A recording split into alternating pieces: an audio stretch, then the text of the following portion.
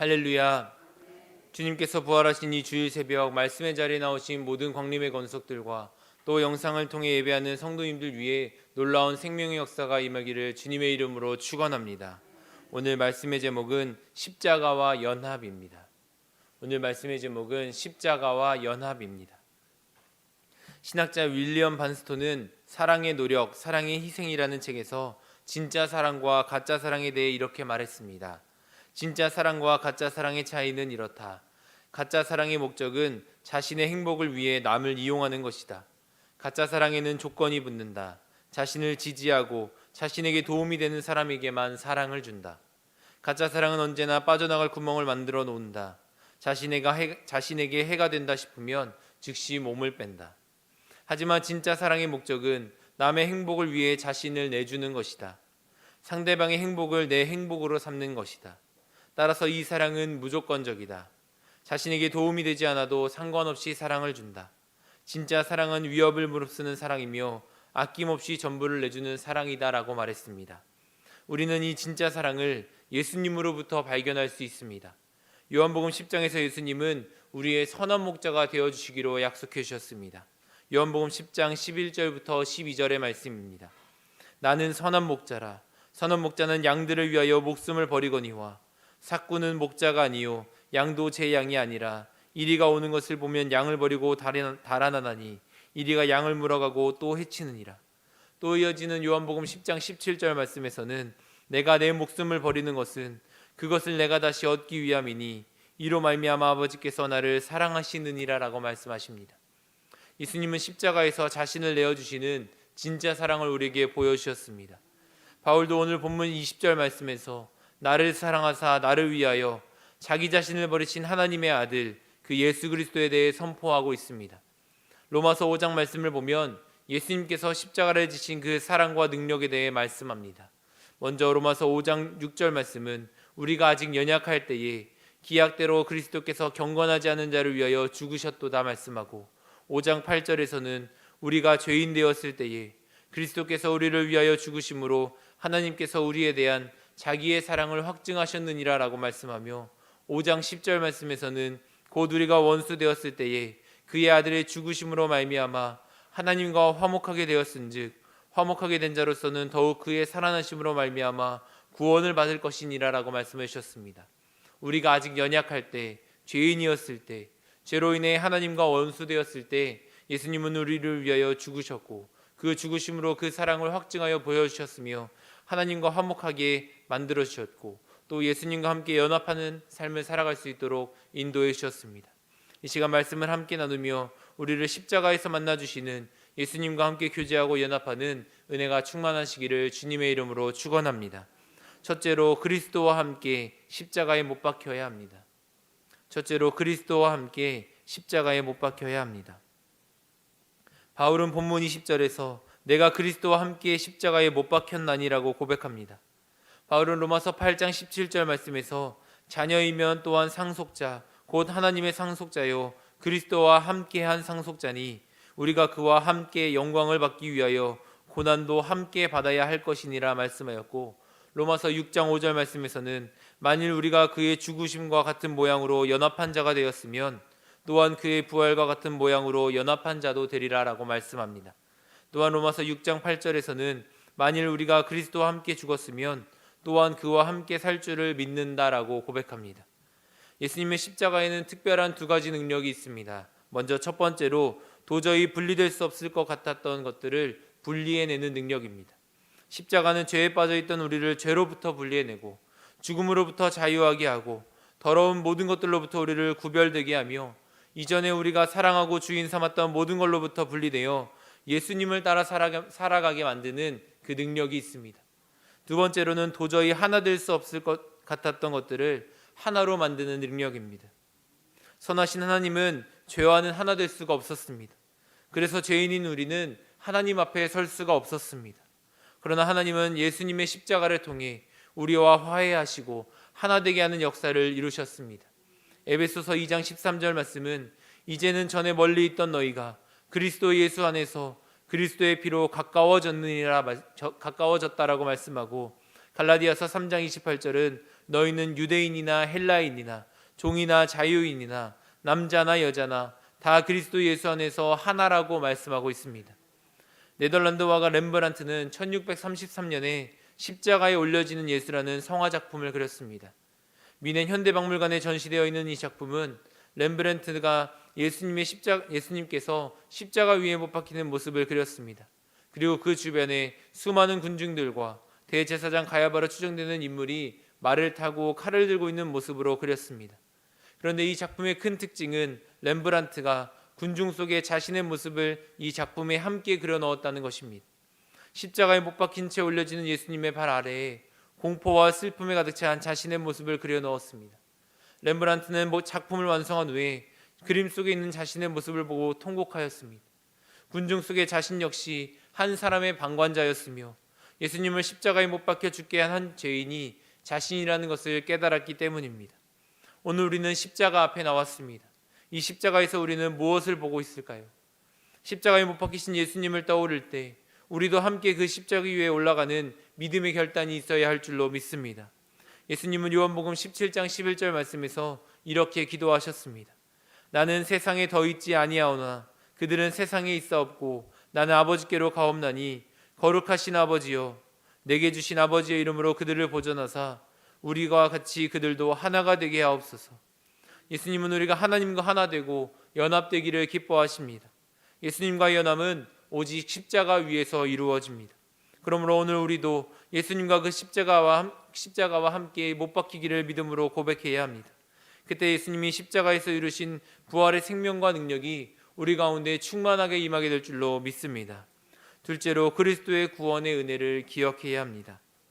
둘째로 그리스도의 구원의 은혜를 기억해야 합니다. 바울은 본문 20절 말씀에서 그런즉 이제는 내가 사는 것이 아니요 오직 내 안에 그리스도께서 사시는 것이라고 고백합니다. 이 말씀은 우리가 십자가의 은혜를 기억함과 동시에 그리스도인으로 살아가는 그 삶에 예수님이 나타나야 한다는 것을 강조하는 말씀입니다. 바울은 빌립보서 3장 7절부터 8절의 말씀에서 무엇이든지 내게 유익하던 것을 내가 그리스도를 위하여 다 해로 여길 뿐더러 또한 모든 것을 해로 여김은 내 주 그리스도 예수를 아는 지식이 가장 고상하기 때문이라. 내가 그를 위하여 모든 것을 잃어버리고 배설물로 여김은 그리스도를 얻기 위함이라라고 믿음으로 고백합니다. 바울은 더 이상 자신을 위해 살지 않았습니다. 불필요한 모든 것들을 내버릴 뿐만 아니라 그 안에 예수님을 모시고 살았습니다. 예수님이 우리 마음 가운데 계시면 우리 삶 가운데에 자연스럽게 그 예수님의 모습이 드러나고 나타나게 됩니다. 바울은 십자가의 은혜를 잊지 않기 위해 날마다 자신의 믿음을 점검하였습니다. 고린도전서 9장 27절에서 바울은 내가 내 몸을 쳐 복종하게 함은 내가 남에게 전파한 후에 자신이 도리어 버림을 당할까 두려워함이로다라고 말씀합니다. 복음을 전하는 일을 하면서도 바울은 예수님이 아닌 혹시 자신이 드러나게 될까 염려하였습니다. 또 바울은 빌립보서 3장 13절부터 14절 말씀에서 형제들아 나는 아직 내가 잡은 줄로 여기지 아니하고 오직 한 일 즉 뒤에 있는 것은 잊어버리고 앞에 있는 것을 잡으려고 표대를 향하여 그리스도 예수 안에서 하나님이 위에서 부르신 부름의 상을 위하여 달려간다라고 고백하였습니다. 바울은 자신의 모든 일생을 하나님께 드렸습니다. 더 이상 바울 자신으로 살아가는 것이 아니라 그 안에 예수님이 살아가며 복음이 자신을 통해 전해지기를 원했습니다. 폴 트림 목사님은 뒤틀린 힘을 바로잡는 힘 경외라는 책에서 우리가 하나님을 향한 올바른 경외심이 무너지면 우리 삶에 여러 가지 문제가 생긴다고 말합니다. 하나님께 대한 수직적인 차원의 경외심이 자아에 대한 경외심으로 대체되는 순간 수평적인 차원의 인간 사회에서 온갖 악이 싹트기 시작한다라고 말합니다. 예수님께서 십자가에서 자신을 내어주신 것은 우리를 죄와 죽음으로부터 자유케 하고 하나님이 주시는 생명 안에서 복된 삶을 살아가길 원하셨기 때문입니다. 그러나 십자가의 은혜를 잊어버리고 그 예수님을 지워버리고 오직 용서와 능력만 취하고자 할 때에 예수님의 공로 대신 우리를 먼저 앞세울 때에 우리는 다시 불안과 깊은 영적인 침체에 빠지게 될 것입니다. 하나님의 은혜를 기억할 때 우리는 바른 삶을 살아갈 수 있습니다. 폴 트림 목사님은 하나님이 마땅히 계실 자리에 계셔야만 비로소 우리 자신과 다른 사람들이 우리 마음속에서 제자리를 찾을 수 있다라고 말했습니다. 예수님이 계셔야 할 그 자리는 부활의 소망을 품고 살아가는 우리의 마음입니다. 바울의 고백과 같이 내 안에 그리스도가 살아갈 때 우리는 예수님을 통한 십자가의 능력과 지혜를 경험하게 될 줄로 믿습니다. 요한일서 3장 3절 말씀은 주를 향하여 이 소망을 가진 자마다 그의 깨끗하심과 같이 자기를 깨끗하게 한다고 말씀합니다. 깨끗한 마음, 하나님을 경외하는 마음, 은혜를 기억하는 믿음으로 예수님을 모시고 예수님을 통해 나타나는 거룩한 능력을 경험하는 모든 광림의 건축들이 되시기를 주님의 이름으로 축원합니다. 마지막으로 그리스도를 믿는 믿음으로 살아야 합니다. 그리스도를 믿는 믿음으로 살아야 합니다. 바울은 본문 20절 말씀에서 이제 내가 육체 가운데 사는 것은 나를 사랑하사 나를 위하여 자기 자신을 버리신 하나님의 아들을 믿는 믿음 안에서 산다고 고백합니다. 또한 16절 말씀에서 바울은 믿음에 대해 강조하였습니다. 사람이 의롭게 되는 것은 율법의 행위로 말미암음이 아니요 오직 예수 그리스도를 믿는 믿음으로 말미암는 줄 알았으므로 우리도 그리스도 예수를 믿나니 이는 우리가 행위로서가 율법의 행위로서가 아니고 그리스도를 믿음으로써 의롭다함을 얻으려 함이라. 율법의 행위로서는 의롭다함을 얻을 육체가 없느니라.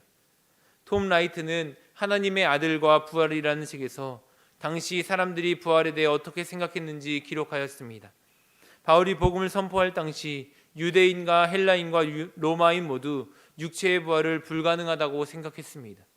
헬라인과 로마인은 육체를 포함한 모든 물질을 약함과 악의 근원으로 보고 정신을 강함과 선의 근원으로 보았습니다. 그래서 그들에게 구원이란 영혼이 육체에서 해방되는 것으로 보았습니다. 반면 유대인은 육체와 온 세상을 하나님께서 창조하셨다는 것은 인정하였습니다. 사두개인을 제외한 대부분의 유대인은 의인의 부활이 있다는 것도 믿었습니다. 다만 그것이 현재는 아니었으며 마지막 때의 종말에 이루어질 것이라고 믿었습니다. 그렇기 때문에 유대인 제자들도 예수님의 부활을 기대하고 바로 믿기는 참 어려웠습니다. 그래서 제자들은 도망갔고 나중에 빈 무덤을 확인하고도 예수님의 말씀을 곧바로 떠올리지 못했던 것입니다. 바울도 이 모든 사실을 알고 있었습니다. 그래서 바울은 더욱더 우리에게 믿음을 강조하고 있습니다. 부활은 우리의 지식으로 이해되는 것이 아니고 믿음으로 받아들이는 것입니다. 지식으로, 행위로, 율법으로 또 인간의 능력으로는 우리가 구원받을 수 없습니다. 바울은 이제 더 이상 스스로 구원을 하려는 율법과 행위를 뒤로하고 우리를 위해 죽으시고 다시 사신 하나님의 아들 예수님을 믿고 살아가자고 선포하고 있는 것입니다. 그리고 그 믿음으로 우리가 하나님의 자녀가 될 수 있다고 선포하고 있습니다. 갈라디아서 3장 26절부터 27절의 말씀은 너희가 다 믿음으로 말미암아 그리스도 예수 안에서 하나님의 아들이 되었으니 누구든지 그리스도와 합하기 위하여 세례를 받은 자는 그리스도로 옷 입었느니라라고 말씀합니다. 오늘 바울은 우리에게 귀한 믿음의 고백을 주고 있습니다. 내 안에는 나를 사랑하셔서 나를 위해 자신을 내어주신 그리스도가 살고 있습니다. 나는 겉으로는 그리스도로 옷 입고 거룩한 삶을 살아갈 것입니다. 이 바울의 고백이 오늘 우리의 믿음의 고백이 되어야 할 줄로 믿습니다.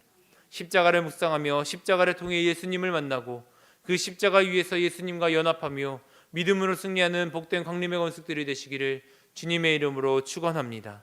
함께 기도하겠습니다. 주님께서 부활하신 이 새벽 하나님의 성전으로 우리의 발걸음을 인도해 주시고 은혜와 사랑으로 우리를 충만케 채워주시니 감사드립니다. 우리를 위해 십자가에서 자신을 내어주시고 부활의 능력과 영생을 우리에게 더해 주셨사오니 이 복음을 마음에 새기게 하시고 담대하게 선포하는 삶을 살아가게 하여 주옵소서. 오늘 거룩한 주일입니다.